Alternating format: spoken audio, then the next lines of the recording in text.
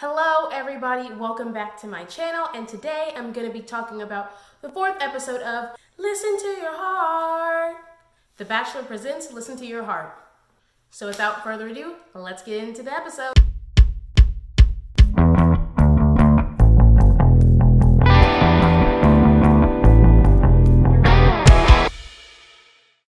We first start off the episode with an episode preview. And I'm immediately hooked because Brandon and Julia are kissing in this preview. And I was like, but Brandon's with Savannah and Julia's with Sheridan, so why are they kissing? And then we start the actual episode. So we start the episode and Chris Harrison gathers everyone and he's like, some people may realize that they are not in the right relationship. And so in order to make sure you're in the right relationship, there will be dates. And you will be going on dates, not the person you are in a relationship with, but with someone in another relationship. And so he put Rudy and Chris together, Jamie and Ryan, and Julia and Brandon. And I see you, okay? Because Chris and Rudy, they're just friends. There's nothing that's gonna happen. Jamie and Ryan, there may be some slight juicy tea there because they were a thing. But Julia and Brandon, juicy. Also, so we're going to talk about in order of juice. So Chris and Rudy, no juice. Jamie and Ryan, some juice. And Julia and Brandon, all of the juice. And don't think I didn't notice that these dates got more quote unquote intimate with the more possible juice. Like Chris and Rudy were just at a picnic with no juice. Jamie and Ryan had a spa day with slight juice. And Julia and Brandon are creating a song together with all the possible juice there could be in the juice jar. Number 1 with Chris and Rudy, they are just talking about each of their relationships and how Chris is really into Bree and how Rudy is really into Matt and how Chris is falling for Bree, and they also spy on the mansion and Rudy's like, oh, that's Matt right there. I can tell because that's how he walks. And it was just a really cute friend moment, nothing more than them being friends. Jamie and Ryan, as I mentioned before, they had a spa day and Jamie first brings up Natasha, and I was like, oh, maybe there could be some Natasha tea, but there was none. It was quite bland. But that's okay, because Julia and Brandon have all of the tea. They are at Roxy, and they are writing a song, and their emotions are very high. Here's my thing, right? If y'all had just picked each other at the second rose ceremony, we wouldn't have these issues. If Brandon had just picked Julia at the second rose ceremony, we wouldn't have this problem. And if Julia had never accepted a rose from Sheridan, then Sheridan wouldn't be strung along. Julia only accepted that rose from Sheridan because she wanted more time with Brandon. There's no reason for her to have accepted that rose when she made up her mind moments earlier that she wanted Brandon. But then to stay in Brandon's life, that's what it was. And to try to say otherwise is incorrect and a fabrication, and I see right through it. Anyway, they kiss, and Julia's like, I'm just now figuring this out. How are you figuring this out if we look back at episode 2 and you clearly said, I figured out that it's Brandon that I want? Then obviously, you didn't just figure it out. You knew for a long time, and you and Brandon have strung Savannah and Sheridan on this roller coaster of emotions that they shouldn't have to be dealing with. So at the house, this is during the dates and after the dates. So we first start off with Sheridan writing a song about Julia. And at this point, I don't want to have to say it, but he's giving me simp vibes. Like, he's giving me such simp vibes.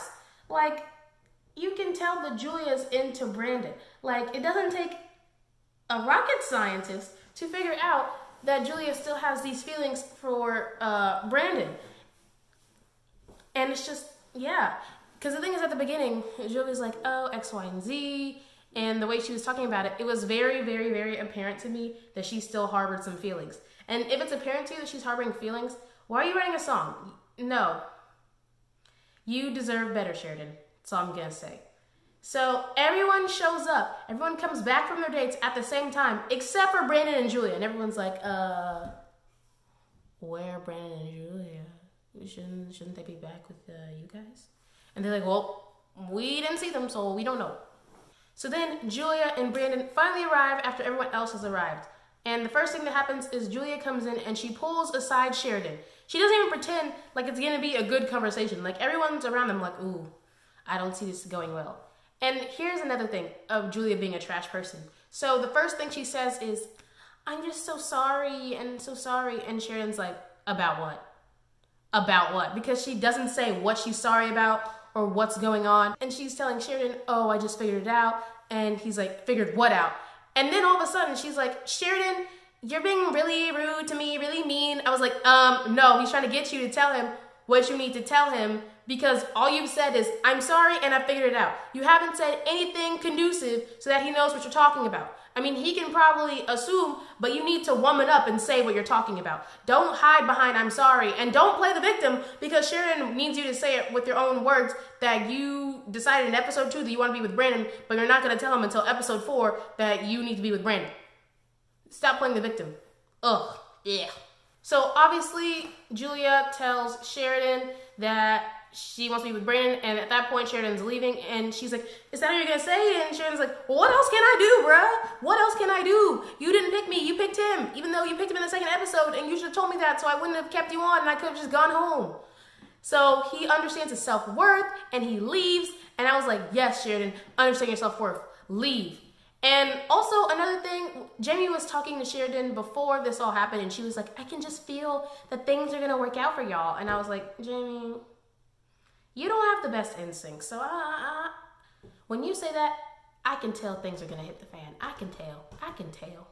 I'ma miss you, Sheridan. And then I was like, why are all my faves leaving? We got Sheridan leaving, then Gabe leaving, then Cheyenne leaving. Once Rudy, Matt, and Natasha and Ryan leave, I may stop watching the show. I hope they don't leave. They should be in the finals, period.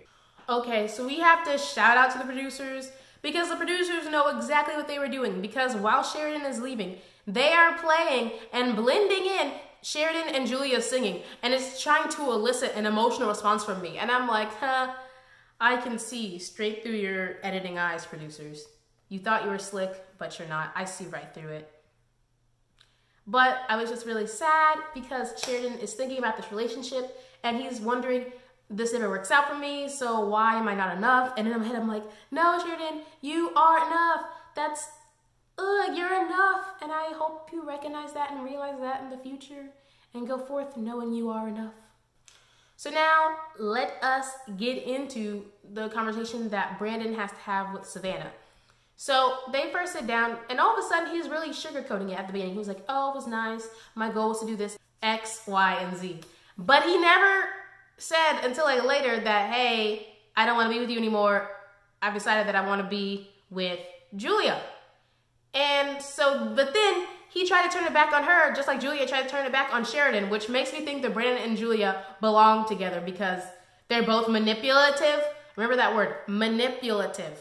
So anyway, so Brandon is like, you're giving me 95%, but there's that 5% that I just need. And you have an attitude. It's like, why wouldn't you have an attitude? You've been playing cat and mouse with Mel, with Julia, with her. How is she supposed to know that you're serious about her right now and that you want to commit to her when literally she just found out that not only last episode, you were still trying to figure things out with Julia. And then all of a sudden you dropped it in with her. She's obviously smart and she can sense the red flags that you have, the red flags that have been waving since y'all got together. And so then Savannah walks away. She's distraught, she's about to just leave. And then he pulls her aside, and now all of a sudden, out of nowhere, he's saying that his choice is Savannah. And he does this a lot. One minute, he makes a decision, but then when he's confronted with that decision and he realizes it's going to get him in trouble, then he wants to flip-flop and make the decision that the person he's talking to is going to be most happy with. And stick to your guns, because anything else is not fair to the person you are talking to. Ugh.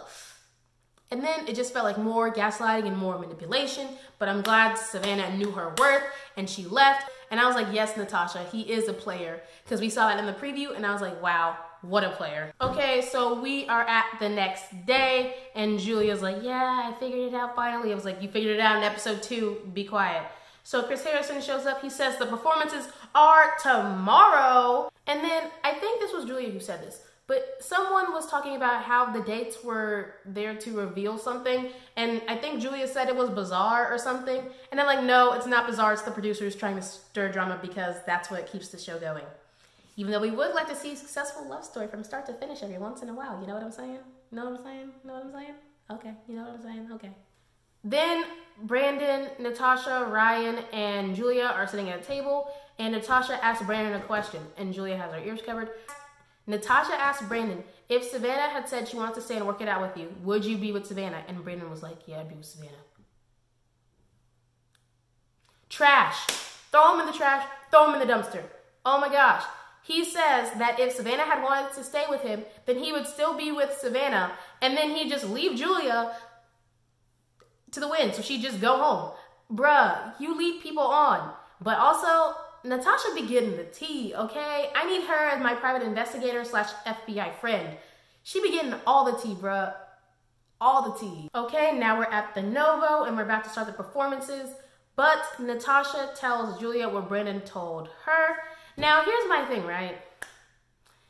Was this the right time to tell Julia? Probably not. But she told her anyway. And I think here's the thing that irritates me. Julia has this thing, this belief that a lot of people like her have, that everyone is out to get them. And it's like, girl, Natasha doesn't even see you as competition. You look at her relationship and look at yours. You look at her vocal talent and look at yours. Natasha has no reason to tell you this to try to throw you off of your game, because guess what? She knows what she brings to the table, and she knows she will slay you any day, period. Like, so to say that she's doing this to get you off your game, you're giving yourself too much credit, sweetie. You're giving yourself too much credit, because Natasha and Ryan, Brandon and Julia, all the way down there, all the way down there. So once again, Julia feels like everyone is manipulative and dirty. And I say that's because Julia is the manipulative and dirty one. Okay, she manipulated Sheridan to give her a rose so she could still stay with Brandon. And she manipulates all these scenarios to make herself look like the victim. Every 5 seconds she's crying. Girl, get it together. Calm down. See, this is the thing, right? Get in the zone. Get in the zone. Do not let other things dictate what you're doing, okay? There is a yellow line, okay? All my theater peeps know what I'm talking about from HSPBA. There is that yellow line. And once you cross that yellow line, you leave all that stuff on the outside back. You leave that back, okay? And going back to episode 2, she intentionally pointed at Savannah when she's talking about her unresolved feelings for Brandon. Girl is just a mess. She's just a mess. Okay, so the judges are Rachel Lindsay, my favorite bachelorette, and her husband Brian, Andy Grammer, and Toni Braxton. And also Toni Braxton, that makeup was sitting. Ooh, she looked good. So anyway, we have Matt and Rudy, and they sing Tennessee Whiskey. Oh, it was so good. And also when Matt first started singing, Rudy was like, yeah, boy, I loved how she encouraged her man. Like, she was just, she was so, man, it was great. And then those harmonies, they had great harmonies, and Rudy's voice, bruh. Rudy is a powerhouse. Powerhouse. Powerhouse. Oh, it was so good. Next we have Jamie and Trevor, like I'm gonna lose you. And during this performance, this is me. I felt like she was already saying goodbye when she was singing the song. I feel like she would already, because she struggles with being around crowds and being confident, I felt like she was singing the song and already saying goodbye, already resigning hope that she had any chance of doing well. That's what it felt like to me. And I love how Rachel pointed out that their energies didn't match, because their energies weren't matching. Like, Trevor was more up and high, and Jamie was like, oh, I'm so sad. And also the judges saw how she was nervous. So you could already tell, that performance was not that good. Okay, next performance, Bree and Chris. And I loved it, but I couldn't fully enjoy this performance because we kept flashing back to Jamie crying about how terrible her performance was. I'm sorry, sis, but your time was 4 minutes ago. I want to see Bree and Chris sing. Leave me alone. Leave me alone. Stop doing it. Producers, if you do this again next season, I'm not watching. Don't cut into someone's song with the drama, especially with drama we don't care about. No one likes Jamie. But anyway, at the end of the song, Rachel was like, oh, I should be a Swiftie now. And I was like, yes, join the gang. Join the Swiftie gang. It's a great one. And yeah, Bree and Chris were really cute. They said they loved each other. And I was like, how adorable. Next, we have Julia and Brandon. They sing We Belong. And then Rachel leans over to Brian and is like, I don't think they have any chemistry. I was like, rip, rip. And then she was talking about, yo, this performance, it looks kind of karaoke-like. I said, Rachel, rip into them. And Tony Braxton, she said, it looks like they were in a fight and Julia was trying to make up and Brandon was avoiding. I was like, wow, judges, rip in, just rip. And finally, Natasha and Ryan, they sing, You're the Best Thing. And first looks, Natasha got on the Beyonce dress, okay? You see the nice yellow and it's flowing. And I was like, iconic. Couldn't really enjoy this performance once again because they were cutting to people I didn't care about, i.e. Julia and Brandon. I don't care about them. They're nothing but drama and I want them off the show. I got my wish, finally. But I don't want you cutting into my precious Natasha and Ryan time. I only have so little time with them already. How dare you cut into my Natasha and Ryan time? But anyway, they are so cute and they had a great performance and they were there on stage and they walked to the judges and they went back on stage and they were really cute and I loved it. Yes. And last but not least, Julia is so annoying. She's always blaming others for her problems and it's really getting on my nerves. Like, she's blaming Natasha for throwing her off her game, but then that's not enough. She also wants to blame Brandon because she says Brandon just abandoned her and didn't look at her and all those other things. Girl, take some accountability. That's something you learn when you're an adult, is how to take accountability. And honestly, she hasn't learned that yet. And it's apparent, it's obvious. After all the performances and all the couples were in the same room, Julia is calling out Natasha, like, why did you do that? And I think Natasha held herself really well. She's like, that wasn't my intention. I just thought, woman to woman, I just thought you should know. But then Jamie comes in like, well, why did you tell her that? And I was like, wow, Jamie, you're still bitter and you still have that resentment for when she exposed your man as a cheater. She's still fresh. And I loved Natasha, bruh. Natasha. She said, you keep talking about this, and how this affected you. And she's like, we all just did an amazing performance. And you know what Natasha said? She said, it's not all about you right now. Natasha! Girl, Natasha. Natasha said, it's not about you. Oh my gosh. Natasha's amazing. How can you not love Natasha? How can you not love Natasha? It's just next level. Next level. Finally, we are at the rose ceremony and let's get into it. So the first couple is Bree and Chris. Now my only thing is, girl, why did you put that rose in his scarf? Oh my gosh, a rose in a scarf, no. Next is Matt and Rudy. And then we have Natasha and Ryan. I love them. And then once again, we're flashing to Julia in her head and talking and whatnot. And she's blaming Natasha. And I was like, it's not her fault that y'all have issues. And you know why y'all have issues? Y'all have issues because y'all been playing these tricks and mind games since the beginning of the show. And it's finally caught up to you that y'all think y'all are compatible, but you're actually not. And so it's just annoying because she never wants to take accountability, like I've said before. And then she's blaming Brandon. And then guess what? They leave. And then guess what happens? Then she wants Sheridan again. I was like, oh, so now you want Sheridan? Now that you realize that Brandon can't get you far and that you had a better performance with Sheridan? My, how the tables turn. How the tables turn. How all of a sudden you switch up because you're going home. Wow. Wow. So then number 4, we have Jamie and Trevor. They're better than the alternative. And finally, I'm glad the drama is gone. But is it? Is it? Because I can see that the producers are trying to give Natasha a villain edit. And then next week we see they're going to Vegas and there's more drama. There's more drama. How can there be more drama when you cut out the drama? But there's more. There's always more. And we see something is going to happen between Rudy and Matt. And I was like, no, what's going to happen between Rudy and Matt? No. So yeah.